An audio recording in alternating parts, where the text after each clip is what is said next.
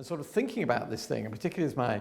sort of background, having started off my career at the central bank, at the Bank of England, I always remember at the after as a graduate recruit in those days anyway at the Bank of England, after 1 year,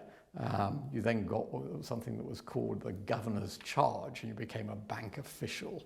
The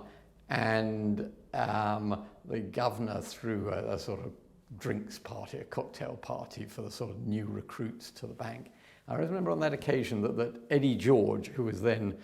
this is the late 1970s,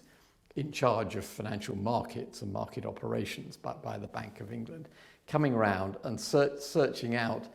as I recall, essentially the economists, those with an economics background, who were there, and basically saying to us,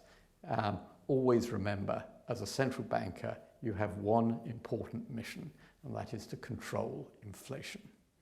Which then begs the question, decades later, did the central banks generally take their eye off the ball? And opinions will differ between sort of the European Central Bank, the Federal Reserve, and the Bank of England. But I think it's really important to bear in mind the whole background of the substantial, massive increase in liquidity that was implied by quantitative easing that followed the decade earlier, 15 years earlier, financial crisis.